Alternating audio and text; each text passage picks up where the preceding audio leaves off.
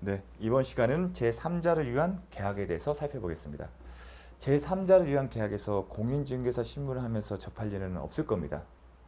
그리고 저 또한 제3자를 위한 계약을 많이 접해보지도 않았고요. 오히려 간접적으로 어떤 연관돼서 업무를 한 적은 있지만 통상적으로 이제 조달청을 통해서 계약하는 경우, 국가를 당사자라는 계약, 그런 경우 아니면 제3자를 위한 계약은 실무적으로 접하는 경우는 드뭅니다. 변호사인 저도요. 그럼에도 불구하고 제3자를 위한 계약은 시험 출제는 잘 되고 있습니다. 아마 이제 그 의도는 제3자를 위한 계약이 좀 복잡해요. 개념적으로. 그러니까 시험적인 관점에서는 시험 내기 좋다는 겁니다. 그리고 맞히는 목적이 아니라 틀리기 위한 목적으로.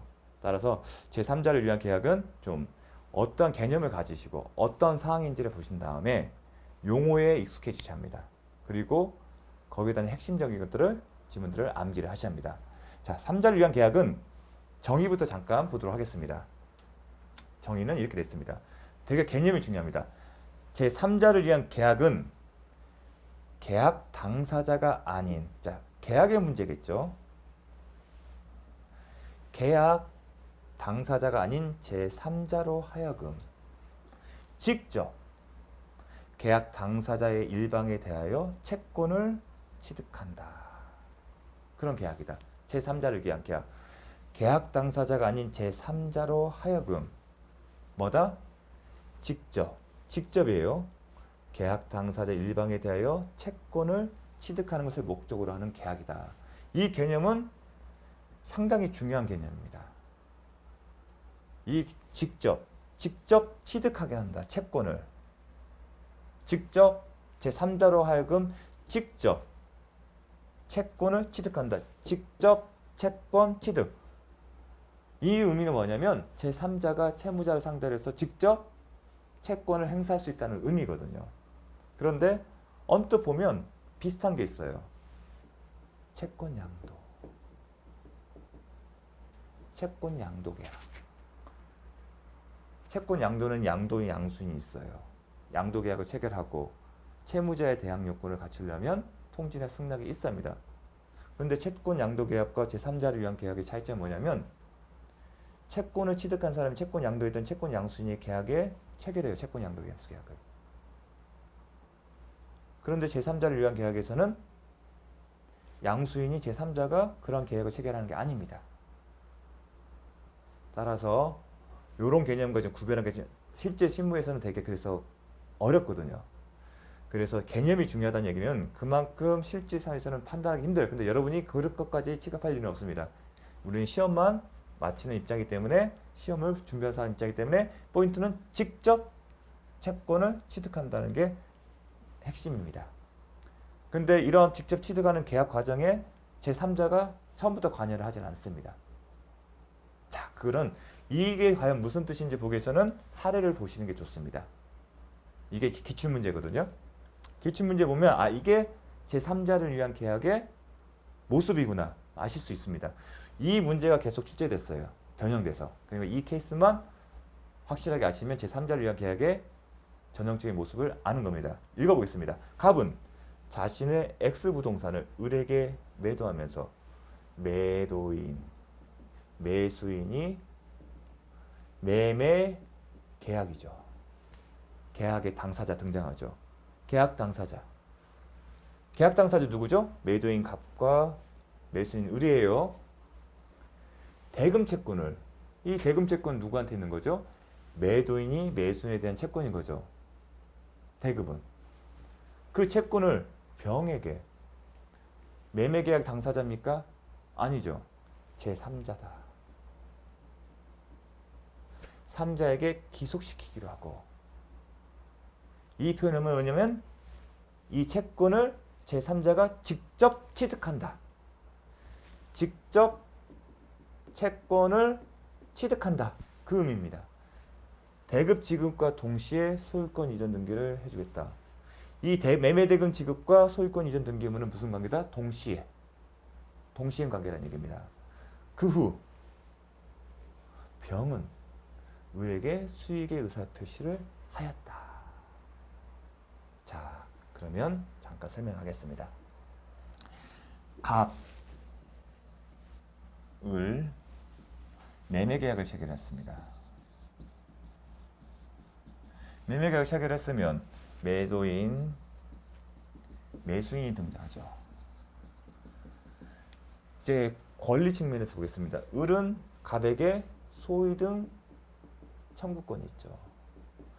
계약에 기초한 권리이기 때문에 채권이에요.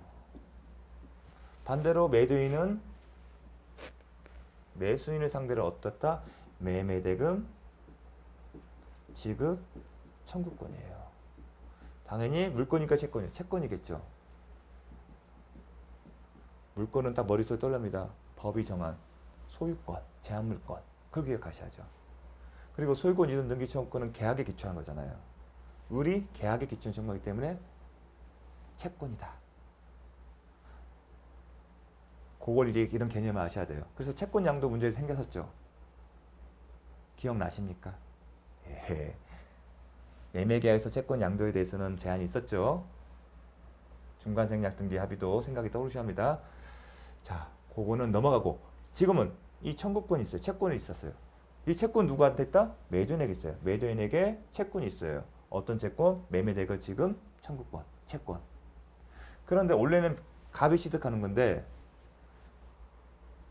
갑이 을에게 부탁을 하는 거죠. 그렇잖아요. 병에게 매도인, 계약 당사자가 아닌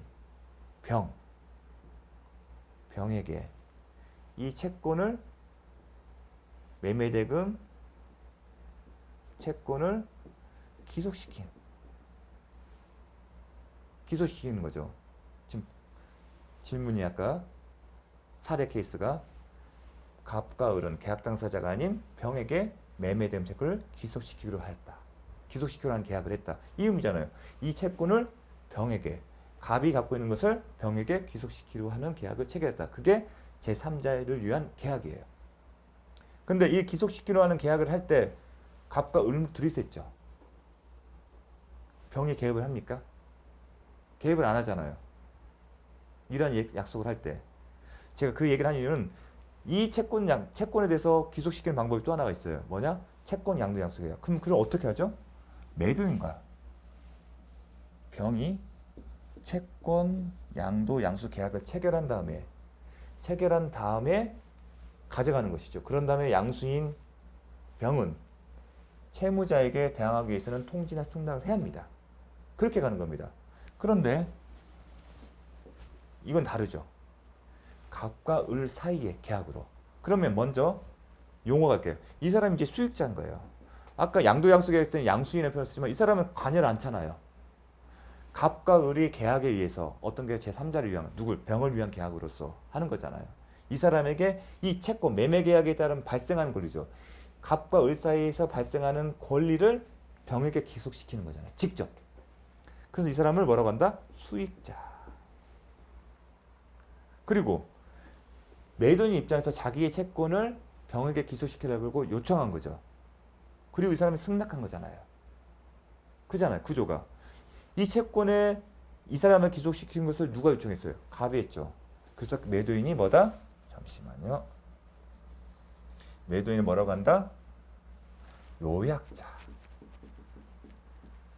그 다음에 승낙을 했잖아요. 승낙의 낙자. 낙약자.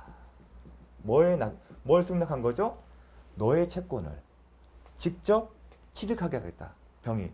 그 얘기는 뭐냐면 직접 취득하게 되는 얘기는 병이 을을 상대로 매매대금 채권을 이행 청구를 하게 되면 을은 병에게 그걸 지급하겠다는 겁니다. 매매대금을. 그 의사표시입니다. 그게 낙약자입니다. 직접 취득하는 의미는 결국은 직접 이 채권을 취득하게 했다는 얘기는 병이 을을 상대로 직접 매매대금 지급 이행을 청구할 수 있고 청구를 하게 되면 을은 누구한테? 병에게 매매대금을 지급하겠다는 겁니다. 그래서 낙약자. 그래서 3자를 위한 계약이란 거예요. 계약이라는 것은 어떤 의무를 부담하는 거잖아요. 결국 을의 입장에서는 병에게 갑이 매매계에서 취득한 채권을 직접 취득하게 하고 이 사람이 청구를 하게 되면 병에게 매매대금 지급하겠다는 겁니다. 그러면 이 관계가 있죠. 이 매매계약 근데 출발은 어디서 시작했어요? 이 매매계약에서 출발하겠죠. 제3자를 위한 계약은 병에게 이 채권을 기속시킨다는 거예요. 매매계약과 별개 계약인 겁니다. 이 매매계약과 별개로 제3자를 위한 계약을 체결한 거예요. 그렇죠. 매매계약 자체가 병에게 채권을 기속시키는 계약은 무관하지 않습니까? 이건 매매계약 속에서 일단은 하나로 쓸 겁니다. 하나로 쓰지만 그 안에는 비록 한 장의 매매계약서 쓰겠지만 이 문구가 들어간다면 별도로 매매계약과 별도로 이 매매된 채권을 병으로 하여금 직접 취득해 하는 제3자를 계약이 그에 포함되는 겁니다. 그렇다면 그 의미를 구분하는 의미는 결국은 이 병이 취득하는 권리는 어디서 출발했죠? 매매계약에서 출발하죠. 그래서 잠깐 여기서 좀 정리를 하겠습니다. 이 매매계약을 뭐라고 한다? 기본관계. 이 용어도 기억하셔야 합니다. 무슨 관계? 기본관계. 그리고 가끔 보상관계라고 합니다. 기본관계. 기본이니까 기보 이렇게 외우십시오. 헷갈려요. 근데 간혹 기본관계로 대로 나오지만 보상관계로 쓰는 경우가 있어요. 출제할 때. 그래서 기본이니까 보상관계다. 그러면 을은 병에게 어떤 관계일까? 출연관계. 재산을 이전한다. 출연관계라고 이해합니다. 근데 이 출연관계는 잘 안 나옵니다. 오히려 잘 나온 것은 요약자와 수익자의 관계. 과연 그러면 요약자가 왜 병한테 이 권리를 취득하게 할까? 이유가 있겠죠. 갑이 병에게 뭐 돈을 빌린 게 있으니까 대신 이 채권으로 변제하는 경우가 있죠. 그래서 요 관계를 중요합니다. 요거를 이게 대가 관계입니다. 어떤 관계가 있겠죠. 관계가 없으면 중요하겠죠. 어떤 형태로든. 요 개념부터로 마십니다. 기본관계, 기본, 보상관계. 낙약자가 수익자 주는 것은 출연관계. 근데 잘 나오진 않다. 오히려 요약자와 수익자는 대가관계. 이렇게 생각하시면 됩니다. 매도인이 제3자에게 돈을 빌렸다. 그럼 돈을 갚는 대신에 요 방법을 갚는 겁니다. 요 관계. 기본관계. 그럼 저라면 이게 제3자를 위한 계약입니다. 나중에 어떤 실무에서 어떤 사례에서 제3자를 위한 계약의 핵심 포인트는 결국은 병에게 직접 이 계약에서 발생한 채권을 직접 취득하게 하는 거예요. 그 직접 취득의 의미가 뭐냐면 병이 직접 계약의 권리는 누가 행사합니까? 계약의 당사자가 당사자 일방의 상대방에 대해서 계약의 기초에서 계약 당사자 사이에서 문제잖아요. 근데 계약 당사자가 아닌 병이 을에 대해서 권리를 행사하는 것은 바로 제3자를 위한 계약이 있기 때문인 겁니다. 직접 취득의 의미는 병이 을에게 채권을 행사하게 되면 을은 병에 대해서 채무를 이행할 의무가 있다는 겁니다. 그게 중요한 핵심 포인트입니다. 그러면 이제 법률 강약에 있어요. 만약에 계약이잖아요. 계약은 해제나 아니 의사표시 하자로 취소되는 운명이 있을 수도 있습니다. 그러한 경우에 병이 취득한 권리는 어떠한 영향을 끼칠지 그게 하나 생각하실 거예요. 그리고 또 하나 지금 제3자를 위한 계약을 할 때 병이 등장을 하고 있습니까? 안 하잖아요. 그럼 병은 모르는 상태잖아요. 그럼 병이 모르는 상태에서도 채권 취득이 발생하는 건지 알아야 뭘 취득을 행사를 할 거 아니겠습니까? 그와 관련된 문제. 그 다음에 기본관계가 이 취득에 대해서 어떤 영향을 끼치는 건지. 또 하나 이 대가관계가 별도로 있잖아요. 이 대가관계가 기본관계가 어떤 관계가 있는지. 또 하나 요약자의 주의에서 이런 제3자를 기약했을 때 매매된 채권이 있을 때 기속시켰을 때 이 낙약자와 요약자의 주의에서 행사할 수 있는 것들 이런 것들의 관점에서 여러 가지 쟁점들이 있는데 출제 포인트는 다 정해져 있더라고요. 다만 요 개념들이 입에 낯설기 때문에 그래서 여러분이 먼저 할 것은 요약자, 낙약자, 수익자, 대가관계, 기본관계, 보상관계, 출연관계 요 용어 자체를 익숙하셔야 합니다. 그리고 보통 사례로 나옵니다. 사례는 보통 이런 나옵니다. 그래서 나중에 이제 뒤에 표현 가면 나오는데 질문이 있는 거예요. 계약을 합의하실 수 있다. 갑과 을은 계약의 당사자잖아요. 기본관계에 있는 사람이 과연 해지할 수 있는지 을이 대금 지급을 불이행할 경우 병은 계약을 해지할 수 있는지 기본 계약을 해지할 수 있는 사람은 누군지. 왜냐면 매매 계약이기 때문에 계약의 해제나 그런 것들을 행사할 수 있는데 그 해제 행사가 누군지. 갑이 을의 채무 불이행 이유로 계약을 해지한 경우 손해배상 청구에 계약을 해지하게 되면 손해배상 청구할 수 있는데 그 손해배상 청구는 누가 할 수 있는지 원상회복 의무는 누구한테 발생하는 거지? 제3자가 등장하기 때문에 그런 문제. 그 다음에 동시에 항변권이 있는 경우에 행사할 수 있는지. 5번 같은 경우는 해지를 했을 때 원상회복 의무는 누구한테 있는지. 그 기본계약이 매매계약이기 때문에 매매계약은 채권만 취득할 일부 매매계약에서 발생한 채권의 일부를 취득하는 거기 때문에 매매계약의 해제나 영향을 끼치지 않아요. 즉 당사자는 자신의 권리가 있으면 행사할 수 있습니다. 해제권을. 그런 경우에 어떻게 처리를 할지 수익자는 이미 뭔가를 가졌을 텐데 그런 것들을 묻는 질문입니다. 그래서 이런 걸 중심으로 해서 살펴보도록 하겠습니다. 자, 개념 가장 포인트가 뭐죠? 수익자로 하여금 직접 채권을 취득한다. 그 의미가 뭔지는 설명을 드렸습니다. 자, 제3자를 위한 계약.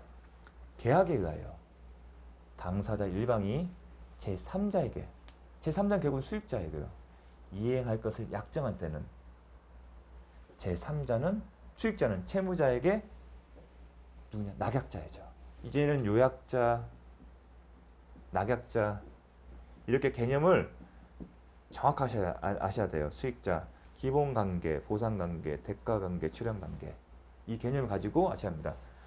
제3자는 수익자는 채무자에게 직접 그 이행을 시킵니다. 직접 채권을 취득하는 의미가 뭔지를 설명하는 거죠. 직접 수익자는 채무자, 낙약자겠죠. 낙약자 상대로 이행을 청구할 수 있다. 이게 제3자를 위한 계약의 특징이고 실익입니다. 왜 제3자를 위해 계약을 하는지 그 얘기인 겁니다. 또 하나 미리 말씀드리면 실무에서는 제가 아까 볼 일 없는데 보험금, 보험계약, 제3자를 위한 보험계약, 생명보험 피보험자 수익자 다르거든요. 근데 여러분이 뭐 시험 범위는 아니기 때문에 제3자 기획은 전액인데 공인중개사하고는 상관이 없죠. 그래서 실무에 상관이 없다고 말씀을 드린 겁니다. 근데 보험을 전형적인 게 보험이에요. 생명보험이 가장 대표적인 얘기입니다.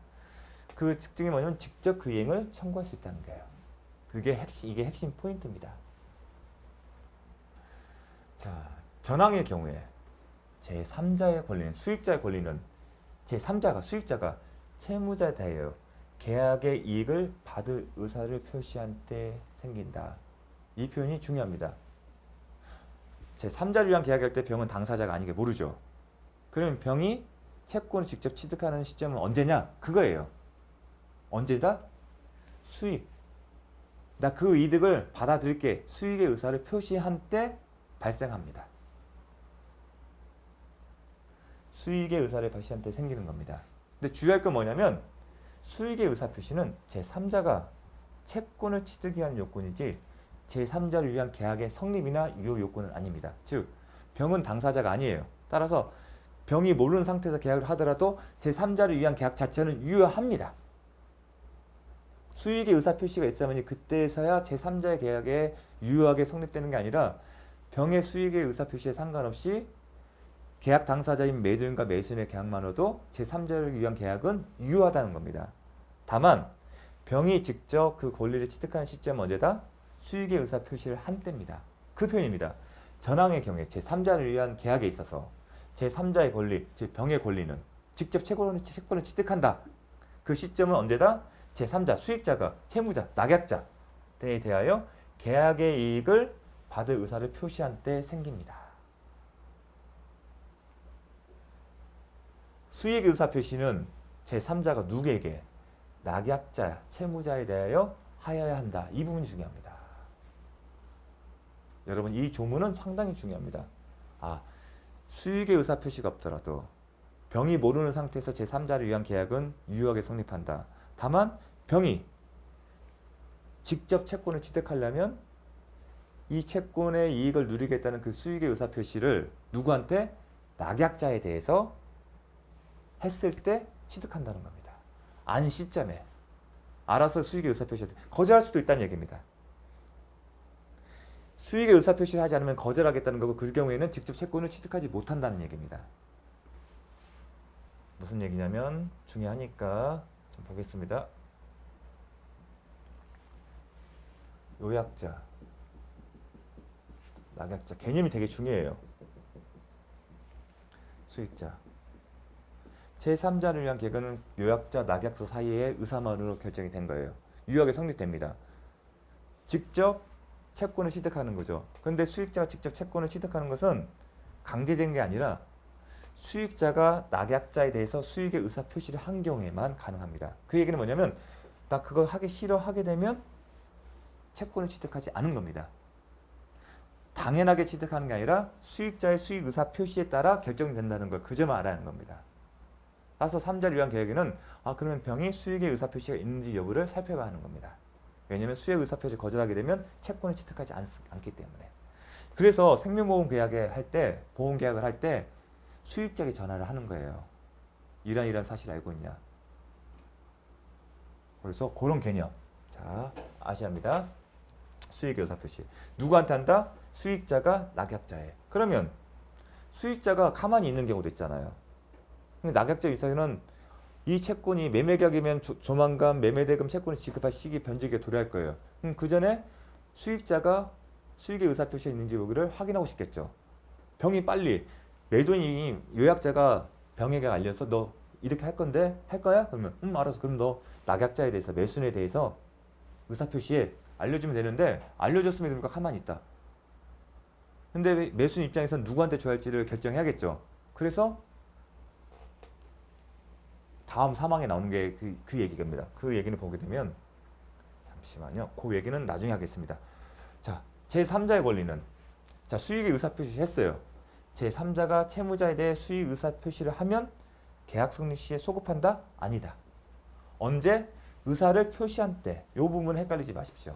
수익의 의사를 표시한 때 성립하는 거지 소급하지 않는다. 이 부분 혼동하기 쉽습니다. 왜냐하면 소급해도 큰 문제가 없어 보이거든요. 하지만 법문에서는 의사를 표시한 때 생긴다는 거 중요합니다. 자, 낙약자. 잠시만요. 뭐 하나만 좀. 예. 나중에 아까 제가 중간에 말했던 부분은 뒤에서 보도록 하겠습니다. 그러면 유약자, 낙약자는 기본 가약 관계, 매매 계약을 생각하시면 됩니다. 기본이니까 보상 관계, 낙약자 수익자는 출연 관계, 그리고 요약자와 수익자는 대가 관계. 이 관계는 머릿속에서 항상 기억을 하셔야 합니다. 그리고 요약자, 낙약자, 수익자. 자, 이 개념도 중요해요. 기본 관계가 있어요. 기본 관계 여기죠. 기본 관계가 모이면 제3자는 채권을 취득하지 못한다. 이 개념은 중요합니다. 왜냐하면 수익자가 취득한 채권은 기본 관계에 기초한 거예요. 그럼 기본 관계가 무너지면 당연히 그 채권도 취득하지 못하는 게 당연한 겁니다. 그 얘기는 겁니다. 이 개념 중요합니다. 기본 관계가 무효여서 무효면 무효라고 했습니다. 제3자는 채권을 취득하지 못한다. 그러면 또 하나 게 그러면 무효 사유가 뭘까? 허위 표시라고 가정을 해볼게요. 허위 표시하면 허위 표시 무효해서 채권 취득하지 못한다. 근데 선의 3자 보호 규정이 있다. 그러면 제3자가 선의 3자 해당되는지 여부를 생각을 하셔야 할 겁니다. 결론부터 얘기하면 제3자는 아닙니다. 따라서 기본 관계가 무효이면 채권을 취득하지 못한다. 이렇게 기억을 하셔야 합니다. 또 기본 관계에 동시에 항변권이 붙었으면 이 채권이 이 사람이 행사하는 권리가 어디서 발생했죠? 기본 관계 아까 예컨대 매매 계약이면 잘 보셔야 돼요. 아까 소유권에 기한 거 다르겠죠. 요약자 요것도 중요하게 출제 잘 되거든요. 매매 계약에 기초해서 낙약자는 요약자에게 소유권 이전 등기 청구권이 있고 요약자 낙약자는 매도인이 가정하고요. 매수인 매매대금 지급 청구권 있죠. 이 둘의 관계는 어떤 거다? 동시 이행 관계죠. 그런데 제3자를 위한 계약을 통해서 매매대금 관련된 채권을 누구한테 기속시켰어요. 그러면 수익의 의사표시를 하게 되면 이 사람이 직접 청구를 할 수 있죠. 그 경우에 낙약자가 동시에 항변을 할 수 있는지 나 매도인으로부터 아직 목적물을 이 사람이 매매대금 줘 하니까 낙약자가 병의 상대로 나 아직 매도인으로부터 건물을 넘겨받지 못했어. 따라서 건물을 넘겨받으면 소유권을 넘겨받으면 동시에 주게 그 얘기를 할 수 있냐? 할 수 있습니다. 왜냐하면 이 사람의 행사하는 권리는 어디서 발생했죠? 여기서 발생한 거잖아요. 자신의 독립된 권리가 아니라 요 채권을 직접 취득한 거잖아요. 기초는 여기잖아요. 즉 동일성이 인정되는 거예요. 동일성이 인정이 되기 때문에 동시에 항변권을 낙약자는 이 사람에게 행사할 수 있습니다. 갑에 대한 권리를 가지고 소유권 이전 등기 청구권은 이 채권과 동시에 행위의 항변권이다. 그 얘기를 하는 겁니다. 낙약자는 기본 관계에 기한 항변으로 제3자, 병에게 수익자에게 대항할 수 있다. 이 개념인 겁니다. 그러니까 이 개념은 어떻게 한다? 병이 낙약자에 대해서 매매대금을 이행의 소요 청구하게 되면 매수인인 낙약자는 무슨 얘기다? 소유권 이전 등기와 동시에 주겠다는 얘기를 할 수 있다. 그 의미라는 거. 사례로 같이 함께 기억을 해주십시오. 왜냐하면 이 사람이 취득한 권리는 여기에 기초된 거기 때문에 동일성이 있어서 넘어온 거기 때문에. 아까는 이제 물권자 소유자가 경매에 낙찰받은 사람은 이거 상관없었잖아요. 자신이 소유자니까 소유권에 기해서 독립적으로 한 거지만 이건 그게 아니잖아요. 여기서 따온 거잖아요. 그렇기 때문에 동시에 항변권도 당연히 따라붙는 겁니다. 채권 양도된 경우에도 동시에 항변권이 따라붙는 것처럼. 자, 그거 기억하셔야 합니다. 중요합니다.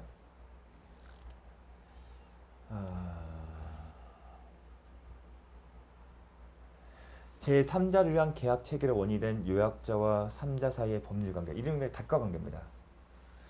대가관계 있는데 그 대가관계가 기본관계, 요약자, 낙약자. 자, 요약자, 낙약자, 수익자가 있어요. 이 대가관계가 그랬죠. 이 대가관계가 요약자, 낙약자에 영향을 끼친다, 아니다? 끼치지 않는다. 그 얘기는 요 사유를 가지고 이 기본관계를 다룰 수 없다는 겁니다. 그것입니다. 이거 아무 무관하다. 대가관계가 기본과에 영향을 끼치지 못한다 기억을 하십시오. 그 얘기를 쓴 겁니다. 한번 읽어볼게요. 대가관계의 효력은 제3자를 위한 계약 자체는 물론 기본관계의 성립이나 효력에 영향을 미치지 아니한다. 뭐예요? 대가관계는 요약자와 수익자의 관계인 대가관계는 기본관계, 요약자, 낙약자의 사이의 매매계약이나 그리고 제3자를 위한 계약 자체에 영향을 끼친다, 미치지 아니한다. 중요합니다. 따라서 낙약자는 요약자와 수익자 사이 법리관계에 기한 항변 후 대가관계를 가지고 수익자에게 대항하지 못한다. 이 개념 중요합니다. 요약자, 낙약자, 수익자가 있는데 낙약자는 자, 이 상황입니다. 수익자가 낙약자에 대해서 채권 행사하는 경우에 낙약자가 항변을 이 관계에서의 동시에 항변권은 운영할 수 있겠지만 요약자와 낙약자 사이의 수익자 사이의 대가관계에 기초한 항변권은 행사를 못한다는 거예요. 이 대가관계를 이유로 청구를 저지하지 못한다는 얘기입니다. 그 얘기입니다. 요 관계에서는 할 수 있죠. 기본관계, 동시에 항변권. 근데 이 대가관계를 가지고는 못한다는 얘기입니다. 이 그림을 그리면서 이해를 하셔야 합니다. 되게 중요합니다. 이 부분이 출제 포인트입니다. 낙약자는 요약자와 수익자 사이의 법리가 지금 대가관계에 기한 항변으로 수익자에게 대항하지 못하고 마찬가지로 요약자도 대가관계의 부존재나 효력의 상실을 이유로 자신이 기본관계에 기하여 낙약자에게 부담하는 채무 이행을 거부할 수 없다는 겁니다. 그 얘기는 결국은 대가관계는 기본관계에 어떠한 영향도 미치지 못하는 거고 그렇기 때문에 요약자나 낙약자는 대가관계에 발생한 사유를 가지고 상대방에게 얘기를 못한다는 얘기입니다. 그 얘기를 하는 겁니다. 그래서 대가관계와 기본관계는 떨어져 있고 별개의 것이다. 서로 영향을 주지 않는다. 그 얘기입니다. 되게 중요한 개념입니다. 그러니까 요약자 입장에서는 그거예요. 대가관계 효력이 상실되기 때문에 그 채권도 영향을 끼치지 않는다는 생각인데 그런 영향은 없는 겁니다. 이 개념이 상당히 중요합니다. 기출이 30회, 20회 됐죠. 그럼 어떻게 나왔냐? 낙약자는 요약자의 수익자에 대한 항변. 이렇게 읽으셔야 돼요. 이렇게 읽으면 헷갈려요. 요약자, 수익자는 무슨 관계다? 대가관계. 대가관계에 대한 항변으로 수익자에게 대항할 수 있다, 없다? 없다. 이렇게 읽으셔야 돼요. 제3자를 위한 계약 문제는 항상 대가관계, 기본관계를 생각을 하셔야 합니다. 항변의 문제가 나오면. 항변은 기본관계를 가지고 하는 겁니다. 왜냐하면 병이 취득한, 제3자 취득한 권리가 기본관계에 영향이 있기 때문에. 아시겠죠? 중요합니다. 계약 당사자는 요약자와 낙약자고 수익자는 아니다. 중요한 개념입니다. 계약 당사자는 누구다? 요약자와 낙약자이고 제3자는 아닙니다. 제3자는 수익의 의사표시를 해야만 채권을 취득하고 거절할 수 있기 때문에 이는 제3자를 위한 계약 자체로부터 직접 채권을 취득하는 것이지 요약자로부터 채권을 양도받는 것이 아니다. 개념상 구별하는 것. 채권 양도 계약이 아니라는 겁니다. 제3자를 위한 채권 양도 계약이 아니라 제3자를 위한 계약을 통해서 직접 채권을 취득한 것입니다. 이건 개념상 구별하는 겁니다. 요약자부터 채권을 양도받은 게 아니라 양도를 하려면 뭘 해야죠? 요약자와 제3자 사이 채권 양도 양수 계약을 하는데 그게 없잖아요. 병은 수익자는 뭐만 있어요? 수익의 의사표시를 낙약자에게 한 것뿐입니다. 그럼 채권 양도 계약은 어떻게 하는 거죠? 매도인, 양도인과 양수인 제3자가 채권 양도 양수 계약을 체결하면서 받는 거예요. 그러니까 측면이 달라요.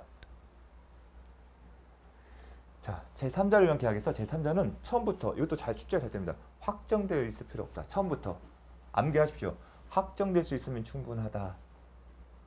또한 반드시 현존하고 있어야 하는 것은 아니다. 즉 3자를 위한 계약 체결 당시에 현존하고 있다. 어떤 경우냐면 태아나 권리 능력이 없다고 하거든요. 그 다음에 설립 중인 법인도 가능하다는 겁니다. 따라서 태아나 아직 성립하지 않은 법인도 제3자가 될 수 있다. 계약 체결 당시에.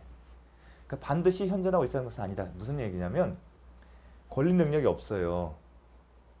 그리고 법인은 등기를 해야 돼요. 등기를 해야만이 법인으로 인정되거든요. 등기하지 않은 상태는 아직 성립되지 않은 겁니다. 하지만 그런 상황 중에도 이런 사람을 상대로 해서 제3자를 위한 계약은 가능하다. 암기를 하셔야 합니다. 반드시 현존할 필요 없다. 확정될 필요 없다. 그게 포인트입니다. 다만 계약의 효력을 발생하여 그 효과가 제3자에게 기속하려면 권리 능력이 있어야 한다는 얘기거든요. 그럼 태아가 이제 출산이 돼야 합니다. 세상 밖으로 나와야 하고 법인은 등기를 해야 합니다. 이 부분은 그냥 읽어두시면 될 겁니다. 핵심은 확정되어 있을 필요 없다. 반드시 현존할 필요 없다. 출제는 그렇게 됐습니다. 출제 지문 보겠습니다. 계약 체결 당시 특정되어 있어야 한다. 틀린다. 특정될 필요 없다. 확정될 필요 없다. 확정될 수 있으면 충분하다. 그 다음에 제3자는 계약 체결 당시에 현존하고 있어야 한다. 그럴 필요 없다. 태아 체결 당시 기준입니다. 지금 체결 당시에 확정될 필요도 없고 현존할 필요 없다. 태아나 설립 중인 법인을 떠올리시면 됩니다. 채무자와 인수인의 계약을 체결하는 병존적인 채무인수는 채권자로 하여금 인수인에 대하여 새로운 권리를 취득하게 하는 제3자를 위한 계약이다. 자, 여러분 병존적 채무인수는 뭐다? 제3자를 위한 계약 암기를 해주십시오. 그러니까 채무인수도 면책적 채무인수, 병존적 채무인수 있는데 시험 범위는 아니에요. 하지만 되게 중요한 개념입니다. 병존적 채무인수는 제3자를 위한 계약의 대표적인 예입니다. 채무인수에서. 그래서 변종적 채무인수. 주의할 건 뭐냐면 면책적 채무인수는 다릅니다. 면책적 채무인수하고는 달라요. 따라서 면책적 채무인수는 제3자를 위한 계약이 아닙니다. 병존적 채무인수. 요거는 암기를 해주십시오. 자, 잠시 쉬었다가 이제 또 살펴보도록 하겠습니다.